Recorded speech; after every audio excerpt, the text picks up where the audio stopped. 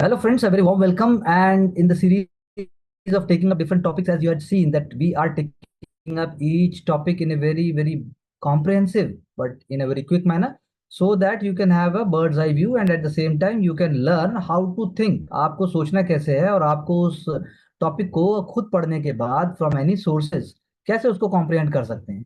It is one of the ways to be a quick learner, a thought leader, और इससे एक leadership जो process है वो भी उभर के आता है. क्वेश्चंस को हैंडल करने की कैपेसिटी बढ़ती है and you will be less draining on your self, less drudgery also. However, every process takes time. Now, this also is a very demanding, but at the same time, very satisfying and rewarding process if done with lot of sincerity and without any kind of attached strings. So, continuing with the same thought process, जहां हमने equality की बात की, जहां हमने democracy की बात की, जहां हमने स्टेट की बात की, जहां हमने जस्टिस की बात की, in the same league and line, if you go through and forth from the first topic, you will find a connectivity.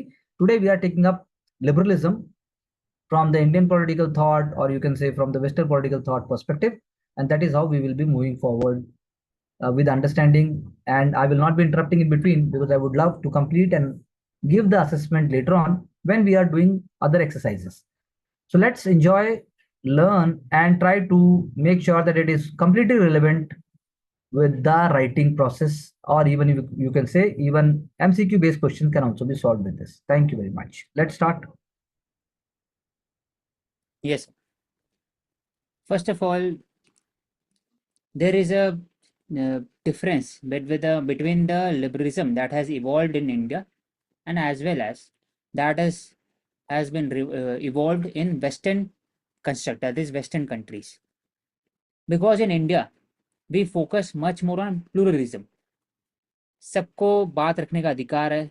There is a freedom of speech and even freedom of worship, which was practiced during the Harappan times, even after Vedic, with the onset of Buddhism and Jainism, and after that also. So overall, the pluralistic thought, equal respect, mutual respect, and reciprocity was the tone of Indian society. But liberalism, as a ideology, it evolved after 18th and 19th century because due to the several other factors. First of all, Renaissance that has founded the overall European countries in that region in 15th 16th century. उसके बाद फिर enlightenment period and after that industrial revolution. उसके बाद ही liberalism as a concept, it was a middle class revolution against the established feudal order. It was a middle class revolution. Why middle class? Because after liberalism there was again an increase of the capitalist mindset of that era, with the use of with the role of business class, manufacturing class.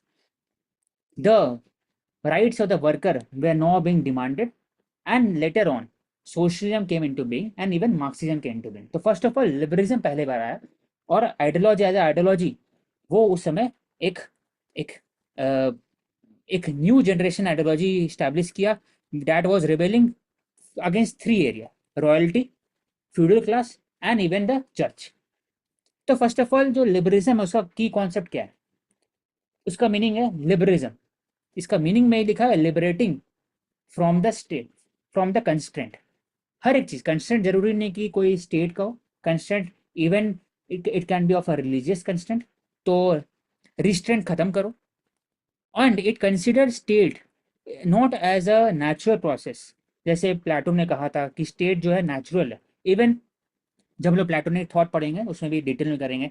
Even idealism concept के अंदर में state natural घोषित किया है. For example Hegel, FW Hegel, और even Kant, he consider state as a natural part. It is a idealized version, it is a ethical state he talks about. But liberal बात करते हैं कि state जो है ना वो एक बस मीन्स है टू एन एंड. एंड के यहाँ पर लोगों को एक लिबर्टी देना, एक राइट टू प्रॉपर्टी, ओवरऑल जो प्रॉस्पेरिटी है, लिबर्टी है, पॉजिटिव लिबर्टी है, फ्रीडम है, वो अचीव कर सके, राइट सबको अचीव कर सकते. तो एक मीन्स है स्टेट ओनली. तो स्टेट का काम एक ही है. It is artificial construct, it is a mechanized version, it has the role to give rights to the citizen and its subject. First of all अब इसके अंदर में अलग अलग एरियाज हो गया. फॉर एग्जाम्पल लिबरलिज्म में कि डिफरेंट फेजेस आया लिबरलिज्म के अंदर में. फर्स्ट फेज जो है पॉलिटिकल लिबर्टी का है कि everyone has to give everyone is demanding equal opportunity of rights regarding the overall property. उसके बाद आता है सेकेंडरी की आप इलेक्शन करने के लिए, इलेक्शन में खड़ा होने के लिए सेम होना चाहिए सबका राइट्स, इलेक्शन में वोटिंग करने के लिए सबका सेम होना चाहिए, एडल्ट फ्रेंचाइज कॉन्सेप्ट आता है। फिर सेकेंड जनरेशन ऑफ राइट्स आता है वो civic liberty, that is liberty मतलब क्या, उसके अंदर में क्या क्या चीज़ डिफाइन होगा, फ्रीडम ऑफ थॉट आएंगे अंदर में। इंडिया है भी सेस, इंडिया है भी 1970s में there was a new age revolution in right to liberty under article 21। उसमें new new liberty, for example right to education, right to healthy environment, सबको इंक्लूड किया लिबर्टी के अंदर में। तो वो एक नया सिविक लिबर्टी स्टार्ट हुआ। अब एक एस्पेक्ट इसमें आता है with regarding to consent liberty. The liberal government can not exist without consent of the citizen. Consent बहुत इंपॉर्टेंट है। कंसेंट से क्या होता है कि जो स्टेट है it has a limited sovereignty. तो सॉवरेंटी इसमें जो रहेगा लिमिटेड रहेगा, उनके पास कुछ एरिया होगा जिसमें उनके पास पूरा सॉवरेंटी होगा, बाकी एरिया में there will be a limitation. Even in Indian constitution also the state there is a reasonable restriction on the state as well as considered under article 221, जिसमें राइट टू प्राइवेसी के अंदर में बात किया जा रहा है। सिमिलर आर्टिकल 20 के अंदर में भी जब बात करते हैं कि there has to be detention but on the due process, but on the procedure establish by law. तो वो एस्टैब्लिश बाय लॉ जो है it gives a limited consent. दूसरा फिर आता है इंपॉर्टेंट की लिमिटेड सॉवरेंटी वी डिस्कस। तो ऑब्लिगेशन, दूसरा पॉलिटिकल ऑब्लिगेशन बात आता है इसमें जो स्टेट का ऑब्लिगेशन रहेगा it will be very citizen centric and subject centric. तो ओवरऑल जो लिबरल का बेस्ट अगर उसको एसेंस बात किया जाए क्या है, वो इंडिविजुअलिज्म है। हर एक इंडिविजुअल के पास राइट्स है, ड्यूटीज है, वो खुद ही अपने आप को कैपेसिटी डेवलप कर सकते हैं। टॉलरेंस है, प्लूरिज्म है, हर एक दूसरे को आइडियाज को रिस्पेक्ट करना, जस्टिस फॉर ऑल है, फ्रीडम है, freedom of thought, freedom of expression, freedom of association, हर एक चीज, और reason, without reason you can not profess liberalism. तो ये एक बेसिक टूल हो गया मॉडर्न लिबरलिज्म का। अब वी हैव डिस्कस इवोल्यूशन कैसे हुआ। अब लेकिन जब बात करते हैं मिडिल सेंस रिफॉर्मेशन होता है, रेनेसा आता है, there is a overall revolution against the establish order. French revolution उस समय आता है 1917-89 में, अमेरिकन रिवोल्यूशन आता है, तो दे वर डिमांडिंग कि कैसा स्टेट होना चाहिए। State should be limited, state should be give should be on the basis of consent, it should be of the people, by the people, for the people, every other thing. तब उसी समय एक नया Avenue start होता है classical liberalism का। क्यों? क्योंकि ऑलरेडी वो उनके पास एक ट्रॉमा रहता है पहले से, पिछले 500 साल से, 1000 साल से, कि स्टेट का रोल बहुत ज्यादा है। That is why they are against the state totally. That is why they are promoting the idea of classical liberalism की एडम स्मिथ, जॉन लॉक सब इस पे बात करेंगे। बोले हैं कि स्टेट का मिनिमम रोल होना चाहिए, स्टेट को सिर्फ इंटरफेयर कुछ जगह पर करना चाहिए, बाकी जगह पर इंडिविजुअल का अपना राइट्स है। लेकिन जब बाद में पता चलता है कि कैपिटलिस्ट और इंडस्ट्रियलिस्ट है, they are exploiting the minimum role of the state and they are increasing their own profit and they are exploiting the labor classes, worker classes, that is why उसके बाद फिर मॉडर्न लिबरलिज्म आता है। क्यों? क्योंकि socialist और worker they were demanding more rights, and जो liberalism है वहां से वापस फिर चेंज होता है, ट्रांसफॉर्मेशन होता है आपको under the leader of J S Mill. तो उसमें मॉडर्न लिबरलिज्म आता है जिसमें उन्होंने बताया कि स्टेट का रोल रहेगा, लेकिन जो रोल रहेगा it will B only for increasing the liberty of the citizen, ताकि कोई और आपके लिबर्टी पर हैम्पर नहीं कर सके, कोई आपको रोक नहीं सके। फिर आता है न्यू क्लासिकल लिबरलिज्म, फिर से स्टेट का रोल बढ़ते रहता है पूरा 19th सेंचुरी के अंदर में। फॉर एग्जाम्पल इटालियन यूनिफिकेशन होता है 1870s में, जर्मन प्रूशियन यूनिफिकेशन होता है, there is a increase of tsarist empire. तो हर एक स्टेट सेंट्रिक सिस्टम स्टार्ट होता है जिसमें रियलिज्म, थॉट, सब चीज़ आता है 1850 से 18 से 15 के बाद, जो मैटरनिक सिस्टम के बाद से। तो वापस स्टेट का रोल बढ़ जाता है, उसमें इंश्योरेंस दिया जाता है, पब्लिक हेल्थ, एजुकेशन पे फोकस किया जाता है। तो प्रॉब्लम क्या होता है वापस से जब जब ज़्यादा स्टेट को बढ़ा देते हैं, स्टेट का पावर जब बढ़ जाता है, तो again there is a issue because regarding to the कि जो इंडिविजुअल लिबर्टी है उनका रोल और स्टेट का रोल दोनों का बैलेंस आउट नहीं हो पाता। तो 1930s में again there is a political unlimited political obligation on the state. For example Nazism, fascism, even in Spain under the general Franco. तो हर एक, इवन जापान, तो अलग अलग जगह पे भी there is was a increase in state centric system. high state dominated system, state dominated overall means of production. Even USSR also succumb under the Bolshevik revolution. That is why वापस से 1945 के बाद बात हुआ कि एक नया हम लोग बात करेंगे जिसमें बात होगा कि ऐसा स्टेट बनना चाहिए दैट इज मिनिमम। अगेन फिर नियो क्लासिकल रिविजन बात होता है, फिर हम लोग बात करते हैं कि स्टेट शुड बी मिनिमम। तो ऐसे इवॉल्व होता है, पहले स्टेट कम, फिर स्टेट धीरे धीरे उनका रोल बढ़ते जाता है, फिर कम। और अभी वापस से फिर 21st सेंचुरी में फिर क्वेश्चन उठता है कि स्टेट का रोल होना चाहिए। तो 2008 जो फाइनेंशियल क्राइसिस आता है, कोविड के समय फाइनेंशियल क्राइसिस आता है, वापस से रीसेट होता है लिबरलिज्म में कि yes there is a role of the state in containing, in preserving the liberty of the common citizen. वो हम लोग बाद में डिस्कस करें। तो ओवरऑल इवोल्यूशन हो गया ओवरऑल लिबरलिज्म का। अब इसके अंदर में इंपॉर्टेंट आइडियोलॉग, कौन कौन आइडियोलॉग है that is considered as gold mark. पहला है Hobbes, second Locke and Rousseau, और थर्ड में आते हैं, फोर्थ में आते हैं जीएस मिल। ये चारों first three is known for the purporting the idea of liberalism, और जो जीएस मिल है he is known for the purporting idea of positive liberalism. तो पहले हम लोग क्लासिकल रिविजन के अंदर बात करते हैं। तो हॉब्स कंटेक्स्ट पहले समझते हैं, हॉब्स कब पैदा हुए थे 1670 सेंचुरी के समय में, जिस समय रेवोल्यूशन आया था, प्यूरिटन रेवोल्यूशन था। तो उस समय उनको लगा था कि जो आसपास के समाज सोसाइटी को देख के उनको लगा कि ऑलरेडी जो ह्यूमन है they are driven by the self centre, they are very self centre, they are driven by the power, they are driven by the lust, they are driven by the fame glory etcetera. तो जो human है according to him he is a self centre man, egoistic man. उनको overall पूरा world view उनका वही है कि कैसे कैप्चर करे। एग्जाम्पल जो हम लोग हाल फिलहाल में घटना देखे अलग अलग एरियाज में, for example Russia Ukraine war में देखते हैं, या फिर डोनाल्ड ट्रम्प कहे जीत कैसे यूएस में जीत रहे हैं उसके एग्जाम्पल है। तो वो बात करते हैं रिगार्डिंग द पॉजिटिव इंडिविजुअलिज्म, नाम से भी कैन डिराइव, इंडिविजुअल है लेकिन पॉजिटिव है, you are very positive about the materials and belongings to yourself and around.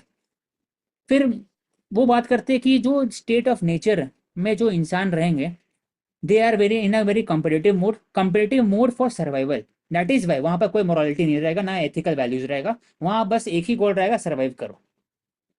जब सर्वाइव करेंगे तो वहां पर कोई रूल नहीं रहेगा, तो might will be right, might is right, उस पर चलेंगे। और rules will be arbitrary, it will B establish only by the powerful section of society. For example अगर बोला जाए तो वीटो पावर जो 1947 के बाद से 50-45 के बाद से जो न्यू वर्ल्ड ऑर्डर किया क्रिएट किया गया, उसमें भी वैसे ही कि जो माइट है वही राइट है, US centric policy after 1990s बोल सकते। अब लेकिन प्रॉब्लम क्या होता है कि सबका थ्योरी ऑफ सेल्फ प्रिजर्वेशन, सबको चाहेंगे हम मैं अपने आपको बॉडी को प्रिजर्व करूं, मेरे वाइफ मेरी प्रॉपर्टी मेरे बच्चे से प्रिजर्व करूं। तो सबका थ्योरी ऑफ सेल्फ प्रिजर्वेशन है, तो there will be a necessity for creation of the state. क्यों सबको प्रिजर्व करना है? तो जो state is created necessarily, it is not due to the love and respect और cooperation among the individual, but it is a necessary tool to preserve the society, खुद को preserve करना। तो स्टेट फॉर्मेशन कंपल्सन हो जाता है, और जो सॉवरेंटी है उसको क्रिएट होता है ऑन द कॉन्ट्रैक्ट, सबको कॉन्ट्रैक्ट लिखेंगे और स्टेट विल बी क्रिएटेड। अगर स्टेट क्रिएट होगा तो अपने जो राइट्स है वो आप पूरा का पूरा दे दीजिए स्टेट को।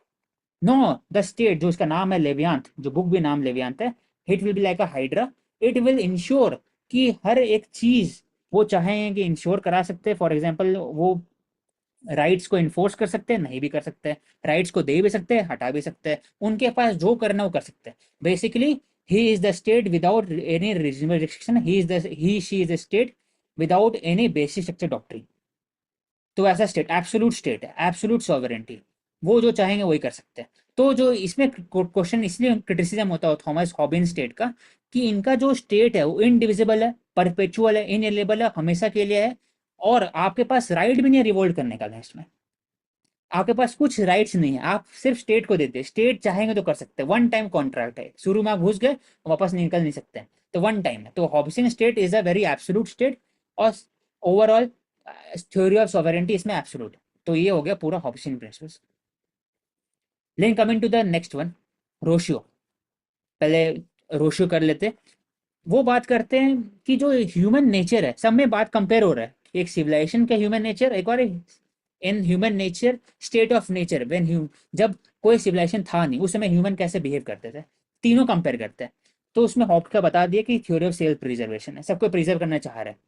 लेकिन रोशो बात करते हैं कि जो ओवरऑल सिविलाइजेशन के पहले जो ह्यूमैनिटी थे उसमें हर कोई के पास एक ओवरऑल सेल्फ सफिशिएंसी था। वो फॉर एग्जाम्पल भीमबेटका केव हो गया, आसपास में लोग रह रहे थे, लोकेलिटी डोमिनेट था, आपको सामान खरीदने के लिए बाहर नहीं जाना है, ओवरऑल आप संतुष्ट थे, सेल्फ सफिशिएंट थे वो इकोनॉमी में। लेकिन जैसे आपका कॉन्टैक्ट बढ़ा न्यू सिविलाइजेशन टूवर्ड्स, आप जैसे जैसे इंटीग्रेट हुए, हायरकी होना स्टार्ट हुआ, सोशल डिफरेंशिएशन आया, और उसके बाद आपका एक इनइक्वालिटी प्रोडक्शन। तो by nature human is very overall idealist, very restrict, very simple minded. लेकिन जैसे ही वो मीट करता है, जैसे they meet with the new civilisation, they come into contact with a new civilization, they develop the need of the lust, greed, etc. That is why state of nature में human is driven by instinct, जब जरूरत पड़ता है तभी गुस्सा होता है, लड़ाई करे, लेकिन ऐसे सिंपल रहता है, सिंपल रस्टिक ह्यूमन में। लेकिन प्रॉब्लम क्या हुआ, जैसे सिविलाइजेशन बढ़ते गया, लोग आते गए, कॉन्टैक्ट बढ़ते गया, तो रिसोर्सेज लिमिटेड हो गया। सो वो एक चाहिए था एक ऐसा सुप्रीम पावर जो ओवरऑल जो बीच में जो क्लासेस है इसको कंट्रोल कर सकते, that is why state was needed. तो स्टेट का नीड वही था कि आर्बिट्री का काम था कि हर एक जो लोगों के बीच में जो क्लासेस इसको कम कर सके। तब वो बात करते हैं कि पॉपुलर सॉवरेंटी का। पहले जो बात होता है हॉब्स का, वो एब्सोल्यूट सॉवरेंटी, एक बार कॉन्ट्रैक्ट होगा तो सब कोई अपना राइट्स है वो स्टेट को दे देगा। लेकिन रोशे बात करते हैं कि आप कॉन्ट्रैक्ट में देंगे राइट्स, लेकिन states will be dependent on the people, popular servant, on the overall people. उनके पास राइट है कि वो चूज कर सकते हैं, चेंज भी कर सकते हैं स्टेट को, लेकिन हॉब्स के अंदर में चेंज करने का अधिकार नहीं है। आप एक बार घुस चुके, बस घुस चुके कॉन्ट्रैक्ट के अंदर में। तो दैट इज वाई रूशो बात करते हैं कि जो हर एक इंसान का एक अपना एक्चुअल विल है, जनरल विल है। एक्चुअल मतलब मेरा क्या सेल्फ सफिशिएंसी पूरा हो पा रहा है, मेरे को रोटी कपड़ा मकान चाहिए, फिर बाकी जो फैमिली हो गया, चिल्ड्रन हो गया, सबके नीड्स पूरा करना है, तो वो एक्चुअल विल में आ गया। लेकिन जनरल विल क्या है, आप apart from what you are thinking about yourself and your family, you are thinking about your society कि पब्लिक पार्क बनना चाहिए या फिर बजट कैसा होना चाहिए, तो वो जनरल विल हो गया ओवरऑल सोसाइटी के लिए। तो वो बोलते हैं कि जो एक्चुअल विल है वो नैरो है, जनरल विल ब्रॉड है। तो जनरल विल को इंश्योर करने के लिए आपको पीपल सेंट्रिक गवर्नेंस होना चाहिए, तो इसमें पॉपुलर सॉवरेंटी पर ही स्टेट रहेगा। तो state can be created, can be describe on the basis popular sovereignty. तो ओवरऑल इसमें जो सॉवरेंटी है it is reside with the people. लेकिन जो थॉप्स में सॉवरेंटी है डिसाइड विद द स्टेट।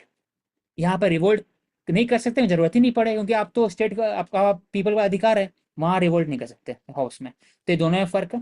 अब आते सर लॉक में। तो जॉन लॉक ये एक तरह से ब्रिटेन के समय में वहां पैदा हुए थे 1688 के समय में, जिस समय there was a glorious revolution against the king, और उनका जो पावर रिड्यूस कर दिया गया था by the parliament of the Britain. तो वो सपोर्ट किया रेवोल्यूशन ऑन द बेसिस कि जो सब्जेक्ट है उनके पास अधिकार है, बेसिक अधिकार है जो नेचर देता है सबको। क्या अधिकार है? प्रॉपर्टी का, लाइफ का, लिबर्टी का। वो इंश्योर करना बहुत जरूरी होता है by the state. That is why he supported the glorious revolution during that time when the parliament reduced the scope, reduced the power of the king in 1688। अब वो इसलिए अब सॉवरेंटी में आता तो एब्सोल्यूट सॉवरेंटी थॉप्स का है, इसमें पॉपुलर हो गया, और इसमें लिमिटेड सॉवरेंटी। लिमिटेड क्यों है? क्योंकि स्टेट के पास अधिकार है कि आप सब काम कर सकते हैं, लेकिन तीन काम ऐसा है जो आपको करना ही है जनता के लिए। For example right to life, dignity and even property आपको सेव करना ही है। अगर आप नहीं करेंगे तो people have the right to dispose the state, they have the right to rebel against you, against the state. अब स्टेट ऑफ नेचर में क्या वो कमेंट करते हैं, वो बोलते हैं सोसाइटी जब फॉर्म हुआ था तो स्टेट ऑफ नेचर था, नेचर और सिविलाइजेशन। तो सिविलाइजेशन का बात हो रहा है अभी। तो नेचर में ह्यूमन कैसे थे? ह्यूमन कोऑपरेटिव थे, एक अलग अलग मॉडल था, सब कोई कोऑपरेट करते थे, बार्टर सिस्टम में आते थे, सब कोई अपने प्रोडक्ट बनाए फिर उसको दिए। आपको ओवरऑल एक कोऑपरेशन था, एक गेट टुगेदरनेस था। लेकिन जैसे जैसे कॉम्प्लेक्स हो गया सोसाइटी, वैसे वैसे इकोनॉमिक सिस्टम कॉम्प्लेक्स हो गया, तो डिफरेंशिएशन बढ़ा। That is why there is a need of a state that can act as a neutral arbitrator, as a neutral judge between the human civilization। Human के बीच में, cooperation के बीच में। इसलिए state जरूरत है। इसलिए स्टेट का रोल सिर्फ एक ही काम के लिए है कि life to life, liberty and property, इसको सेफगार्ड करे। बाकी स्टेट का कोई रोल नहीं है, इसलिए लिमिटेड है। और दूसरा, वो बात की तभी स्टेट सर्वाइव कर सकता है जब it is elected, it is on the basis of consent of the public. और इसमें डिफरेंशिएशन होगा, सेपरेशन ऑफ पावर होगा, डिफरेंशिएशन होगा। कैसे डिफरेंशिएशन होगा? जज सिर्फ जस्टिस दे सकते हैं, एग्जीक्यूटिव इन्फोर्स कर सकते हैं लॉ, और लेजिस्लेटिव लॉज को बना सकते हैं। तो हर का रोल अलग अलग हुआ है। क्यों उस समय ये कैसे कंटेक्स इस पर लेके आए? क्योंकि वो देख चुके थे ब्रिटेन के अंदर में कि किंग ही थे सुप्रीम हर चीज में। तो parliament when the parliament reduced the scope, reduce the power of the king, he supported that on the basis कि किंग का रोल अलग है, पार्लियामेंट का लोग है अलग रोल है, और ब्यूरोक्रेसी का रोल अलग है। That is why theory of consent में लिमिटेड होना चाहिए, ऑब्लिगेशन लिमिटेड होगा, और लेजिस्लेटिव पावर, एग्जीक्यूटिव पावर और जुडिशरी पावर डिवाइड होगा, सेपरेशन ऑफ पावर पर फोकस करेंगे ओवरऑल। और इसमें दो कॉन्ट्रैक्ट है, हॉब्स में एक कॉन्ट्रैक्ट हो गया, रोशियो में एक कॉन्ट्रैक्ट हो गया, लेकिन इसमें दो कॉन्ट्रैक्ट है। पहला कॉन्ट्रैक्ट सोसाइटी के ऊपर है कि सोसाइटी विल बी क्रिएटेड, और सेकंड कॉन्ट्रैक्ट गवर्नमेंट बनेगा on the basis of majority. जैसे दो कॉन्ट्रैक्ट है, सोसाइटी क्रिएशन होगा, सोसाइटी को लगेगा कि अब जरूरत है गवर्नमेंट का, तो गवर्नमेंट बनाएंगे ऑन द बेसिस मेजोरिटी। और सोसाइटी को डिस्ट्रक्ट नहीं कर सकते, लेकिन गवर्नमेंट को हटा सकते हैं। That is why under the Lockean system you have the right to rebel against the government, not society. तो ओवरऑल तीन एस्पेक्ट पूरा हो गया सर लिबरलिज्म का। अब प्रॉब्लम क्या होता है, ये तीनों जो लोग थे ये 17-18 सेंचुरी के समय का है। 17 सेंचुरी मतलब 1799 के पहले तक के, उसी का राउंड है। अब क्या होता है, उस समय दो रेवोल्यूशन आता है। एक आ गया फ्रेंच रेवोल्यूशन 1789 में, 1774 में अमेरिकन रेवोल्यूशन, उसी के साथ साथ 1820s में ग्रीक रेवोल्यूशन आया था, और नेपोलियन का राइज हुआ था। ऑस्ट्रियन जो जो एक मेटरनिक सिस्टम है, जो ओवरऑल ग्रेट पावर जो थे, हैब्सबर्ग एम्पायर थे, ज़ारिस्ट रशिया थे, इवन ब्रिटेन थे, प्रूशियन, और उनके जो अलग अलग स्टेट्स थे उस समय, वो सब चाह रहे थे कि नेपोलियन को कंटेन कर सके। तो उस समय ही और बात हो रहा था कि यहाँ से कैपिटलिज्म मोर देन बढ़ते जा रहा है। Overall there is increase differentiation in society. Worker का अपना अपना जो नीड्स है वो पूरा नहीं हो पा रहा। 8-8 साल के बच्चे से काम करवा रहे थे, 9 साल के बच्चे से काम कर रहे थे, 12-12 घंटा, 14 घंटा, इवन वीमेन वे वर्किंग। तभी हम लोग जो बोलते हैं ना कि वर्किंग क्लास, वर्किंग हाउसिंग, कभी अपार्टमेंट कॉन्सेप्ट उस समय नहीं आया था। अपार्टमेंट कॉन्सेप्ट उसी समय आया पहली बार। अपार्टमेंट बना था वर्कर के लिए कि एक लैंड ही नहीं है, तो आप एक के ऊपर एक के ऊपर एक रह सकते हैं, तो अपार्टमेंट आया था सिमिलर, एक नीचे में टॉयलेट रहेगा सबको एक कर। तो ओवरऑल जो rights of the worker, rights of the peasant, इस पर डिमांड बढ़ गया था 18-19 सेंचुरी में। और जब डिमांड बढ़ा तो there was a rise of a French socialist, Babeuf हो गए, प्रोडॉन हो गए, और 1860s में फिर तो कार्ल मार्क्स आ गया था। लेकिन उस समय तक बात हो रहा था कि वर्कर राइट कहाँ पर है, कैपिटलिज्म का क्या रोल है, कैपिटलिज्म क्या सही है, सही तरीका है, कुछ और भी तरीका है। उस समय जो लिबरलिज्म है वो अपने आप को ट्रांसफॉर्म कर लिया। वो बोला कि क्लासिकल लिबरलिज्म जो होता है, जिसमें बोला जाता है कि जो कैपिटलिस्ट मॉडल है it is a best model, उसी के अकॉर्डिंग एडम स्मिथ बात करते हैं कि you have the state have the no right to interfere into the business, largest fair, हम मेरे को छोड़, अकेले छोड़ दो। बिजनेस खुद से काम करना चाहिए, रादर देन स्टेट इंटरफेयर करे, मर्केंटलिज्म प्रमोट नहीं करें। ओवरऑल फिर जो प्राइवेट वाइस है, जो सेल्फ सेंट्रिक सिस्टम है, उससे हम लोग पब्लिक वर्च्यू कर सकते हैं सोसाइटी के अंदर में, डिस्ट्रीब्यूशन ऑफ वेल्थ हो सकता है। एडम स्मिथ का कॉन्सेप्ट था ये। उसके अलावा बाकी जो कैपिटलिस्ट मॉडल की तरह बात कर रहे थे, उनका क्रिटिसिज्म बढ़ते गया कि क्या क्या यही कैपिटलिज्म है कि ओवरऑल सोसाइटी के अंदर में इतना स्टार्क डिफरेंसेस बढ़ गया है। एक लैंड ओनर बोरो क्रिएट हो रहा है, एक फ्यूडल लॉर्ड वहां पर क्रिएट हो रहा है, न्यू मर्केंटल क्लास पैदा हो रहे हैं, फिर मैन्युफैक्चरिंग क्लास पैदा हो रहा है, और एक और तरफ में सिर्फ और सिर्फ वर्किंग क्लास है। उस समय फिर जेएस मिल लेके आते हैं, उस समय पहले बेंथम लेके आते हैं एक नया आइडिया, वो होता है थ्योरी ऑफ यूटिलिटी। उसको बोलते हैं यूटिलिटेरियन होता है।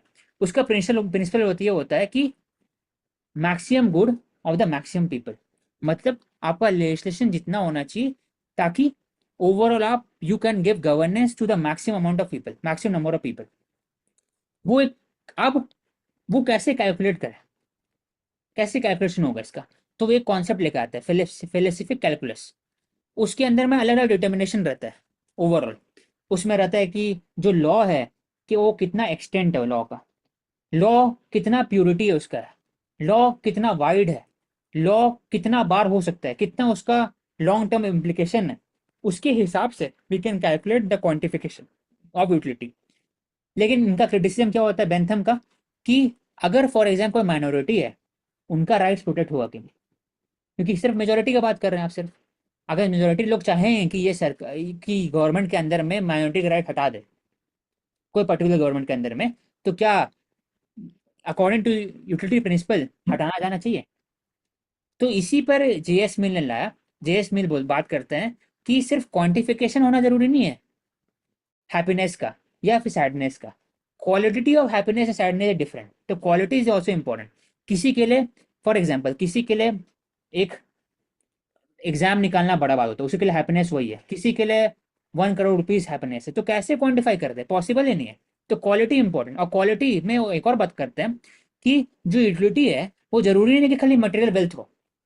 आप तो बेंथम से मटेरियल वेल्थ का बात कर रहे हैं कि ये मटेरियल मिल जाना चाहिए, प्रॉपर्टी हो गया, सब उसके हिसाब से पॉलिसी की बात हो रहा है। यहाँ बात हो रहा है spiritual, for example life style, for example public goods. उसको आप कैसे क्वांटिफाई कर सकते हैं?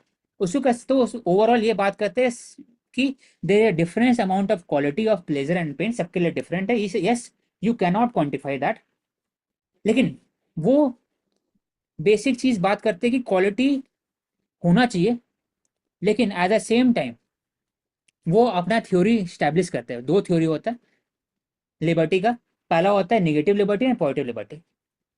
पहले क्या होता है कि लिबर्टी मतलब सिर्फ नेगेटिव लिबर्टी, कि स्टेट का अधिकार नहीं है, कंस्ट्रेंट नहीं है, इंडिविजुअल का अपना राइट है, कितना भी अपना आपको ओवरऑल काम कर, कुछ भी काम कर सकते हैं, जो मन है कर सकते हैं।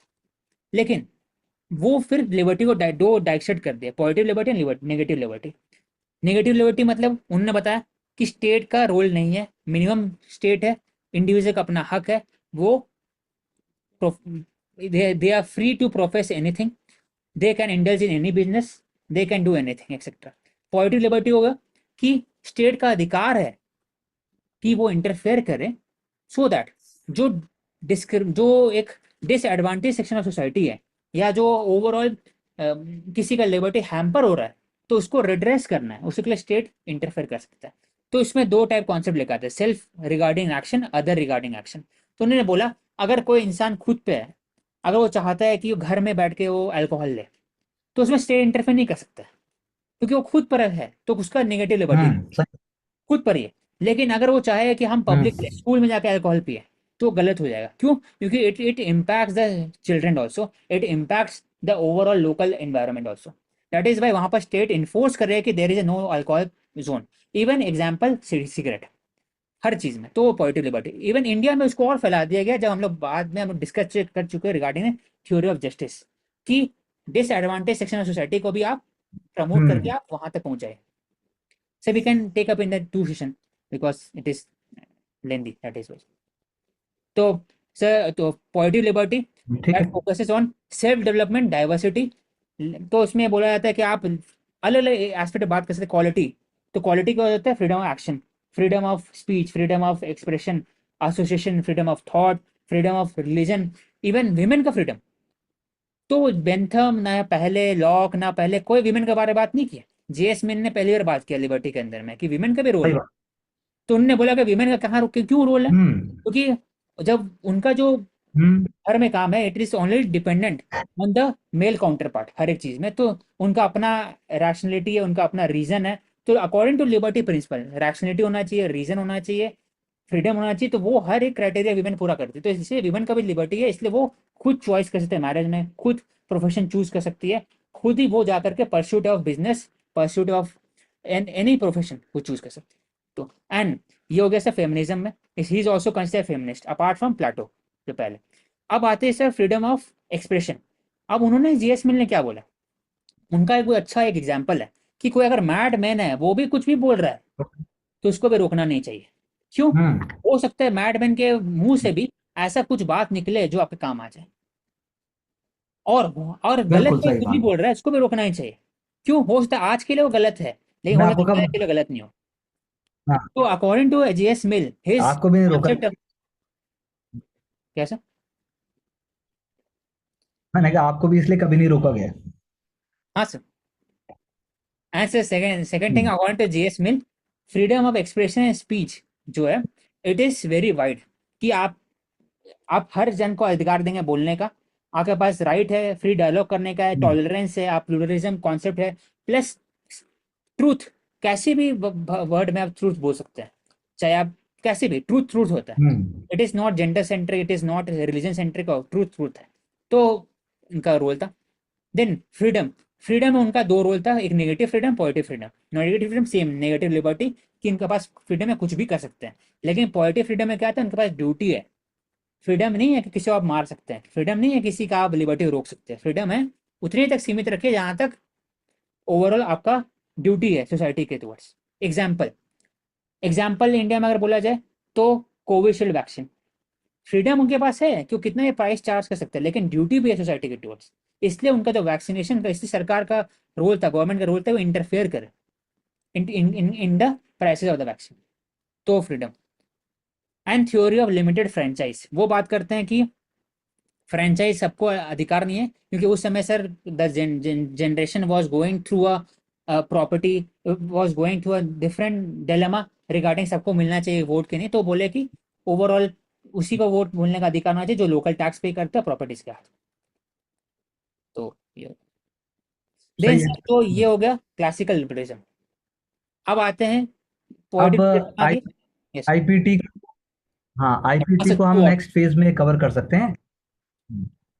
तो मतलब it was a very lucid and a broad understanding of different ideas and approach. I think if it is repeated, then the key ideas will be inculcated and definitely they can be used upon.